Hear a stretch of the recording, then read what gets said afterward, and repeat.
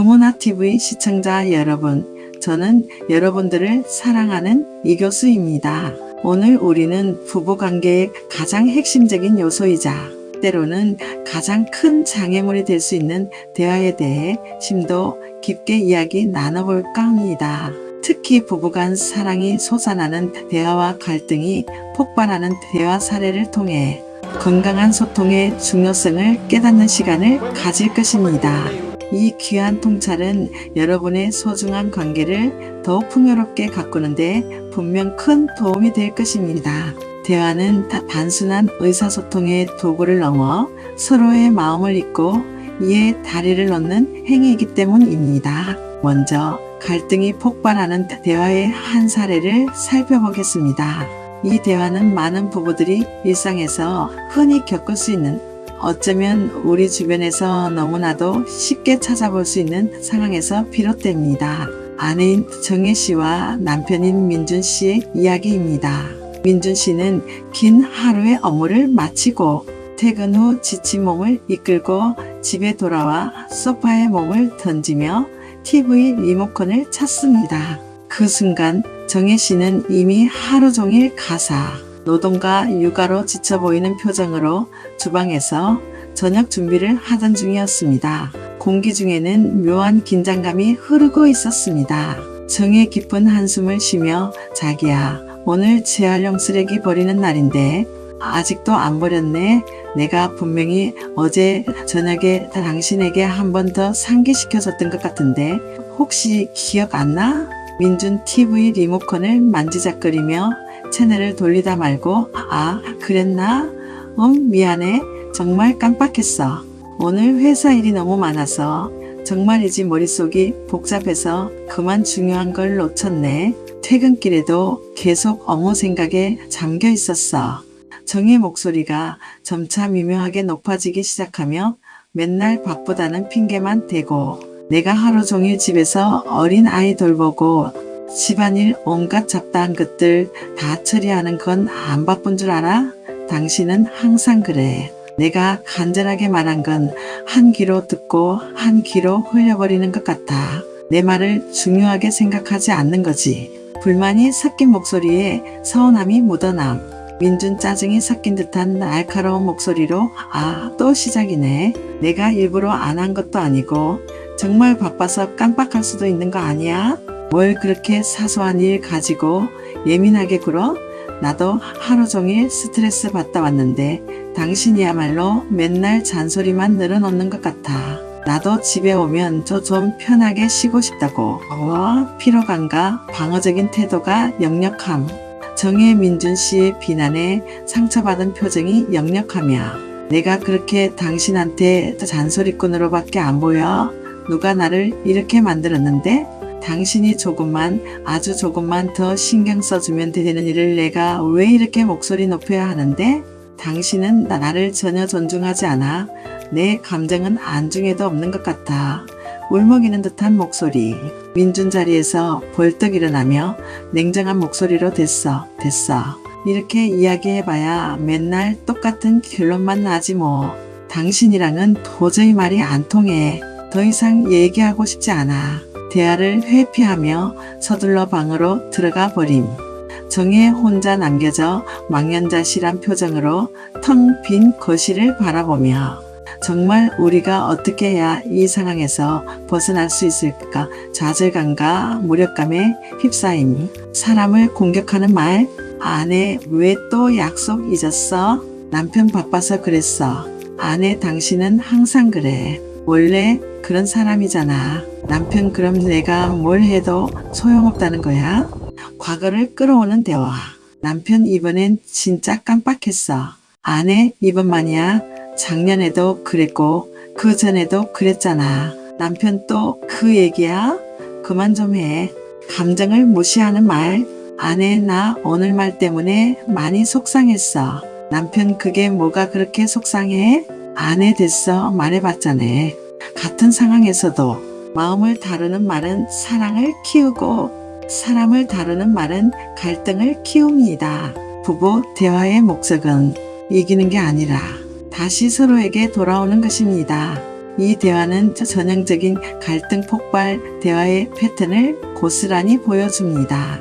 정혜 씨는 남편의 행동에 대한 불만을 당신은 항상 그래, 나를 존중하지 않아 와 같은 비난조의 표현으로 시작했고, 이는 상대방에게 직접적으로 비수를 꽂는 듯한 공격으로 다가갑니다. 이에 민준 씨는 또 시작이네, 예민하게 굴어라며 상대방의 감정을 전혀 이해하려 하지 않고 오히려 비난으로 맞받아치며 대화 자체를 회피하려 합니다. 서로의 행동에 대한 가치 판단과 상대방의 인격에 대한 비난, 그리고 걷잡을 수 없는 감정적인 대응이 얽히면서 대화는 문제 해결이라는 본래의 목적을 상실한 채 깊은 감정적인 상처만 남긴 채 결국 단절되고 맙니다. 이러한 파괴적인 대화 방식은 부부 관계에 깊은 균열을 만들고 서로에 대한 불신과 원망을 키우며 장기적으로는 이혼이라는 비극적인 결말을 초래하는 주된 원인이 되기도 합니다. 심리학자 존 가트맨 박사는 이러한 비난, 경멸, 방어, 담쌓기를 관계의 4대 파멸 징후로 꼽으며 이 4가지 요소가 부부관계를 파국으로 이끄는 가장 강력한 예측 변수라고 강조합니다. 부부 갈등의 원인은 실로 다양합니다. 서로 다른 성장 배경에서 비롯된 성격 차이, 삶의 방향을 결정하는 가치관의 차이, 바쁜 일상 속에서 발생하는 의사소통의 단절, 배우자로부터 충분한 사랑과 이해를 받지 못한다고 느끼는 정서적 소외감, 그리고 현실적인 경제적 문제, 자녀 양육 방식과 가사 분담에 대한 이견 등 헤아릴 수 없이 많습니다. 하지만 이 모든 복잡한 갈등의 실타래를 풀고 해결의 실마리를 찾는 첫걸음은 다름 아닌 효과적인 대화입니다. 대화는 스스로의 감정과 생각을 깊이 있게 이해하고 존중하며 표면적으로 드러나는 갈등 뒤에 숨겨진 문제의 본질을 파악하는데 결정적인 역할을 합니다. 건강하고 생산적인 대화는 서로에 대한 깊은 이해와 굳건한 신뢰를 형성하고 나아가 긍정적이고 만족스러운 관계를 지속적으로 유지하는데 필수 불가결한 요소라 할 수 있습니다. 그렇다면 사랑이 솟아나고 관계를 더욱 단단하게 만드는 대화는 어떤 모습일까요?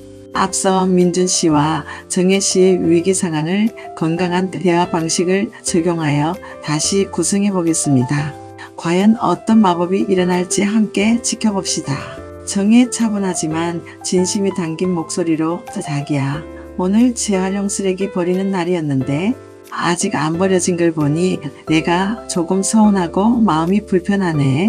혼자 집안일을 하다 보니 나에게도 휴식이 필요한데 이런 작은 부분들이 쌓이면 좀 힘이 드는 것 같다. 혹시 어제 내가 말했던 걸 깜빡한 거야? 자신의 감정과 현재 상태를 솔직하게 표현하며 질문. 민준 정혜 씨의 차분한 목소리와 살짝 실망한 표정을 보며 리모컨을 내려놓고 미안해 정혜야, 정말 깜빡했어. 오늘 회사에서 갑자기 급한 프로젝트가 터져서 그것 처리하느라 머릿속이 너무 복잡했어. 당신 말처럼 나도 사람이니 가끔은 이런 중요한 일들을 놓치기도 하네. 내 불찰이야. 내가 당신에게 미안한 마음이 크네. 바로 가서 재활용 쓰레기 버리고 올게. 진심으로 사과하며 자신의 상황을 설명. 정혜, 응, 알았어. 바쁜 건 나도 이해해. 회사 일이 힘들다는 것도 충분히 알고. 그런데 가끔 내가 말한 중요한 일들이 잊혀질 때면 마치 나 혼자 모든 걸 감당해야 하는 것 같아서 속상할 때가 있어. 내 말에 귀 기울여주지 않는다는 생각에 외로움을 느끼기도 하고, 다음부터는 혹시 내가 부탁한 일이 있다면 혹시 놓칠 것 같을 때 나에게 미리 알려주거나 아니면 잠시 메모라도 해두면 어떨까? 자신의 감정과 그 감정 뒤에 숨겨진 욕구를 명확히 표현. 민준 정혜 씨의 말을 경청하며 고개를 끄덕이고 정말 미안해. 당신이 그런 감정을 느꼈을 줄은 미처 생각 못했어. 당신이 얼마나 힘들었을지 헤아리지 못했네. 내가 앞으로는 다 당신이 말한 거 잘 메모해두고 당신의 작은 부탁 하나하나에도 더 신경 쓸게. 그리고 당신 혼자 힘들어하는 일 없도록 내가 도울 수 있는 게 뭔지 더 적극적으로 물어보고 도와줄게. 당신이 나의 아내이자 삶의 동반자인데 내가 너무 무심했어. 진심으로 공감하며 구체적인 해결책을 제시하고 미래 행동 약속. 정혜민준 씨의 진심 어린 사과와 노력에 환하게 웃으며 고마워 자기야. 그렇게 말해주니 내 마음이 한결 편안해진다. 당신이 이렇게 내 감정을 알아주고 작은 일에도 신경 써주려고 하는 그 마음이 나한테는 정말 큰 힘이 돼. 정말 고마워. 기쁨과 감사함을 표현. 민준 내가 더 신경 쓸게. 얼른 쓰레기 버리고 와서 저녁 준비하는 거 같이 도울까? 당신 혼자 힘들게 하지 않으려고. 일어서며 적극적인 행동 제안. 정의 얼굴에 미소가 가득 번지며 그래 그럼 좋지.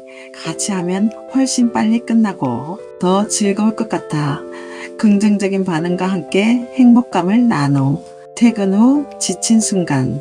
아내 오늘 많이 힘들었죠? 남편 응 좀.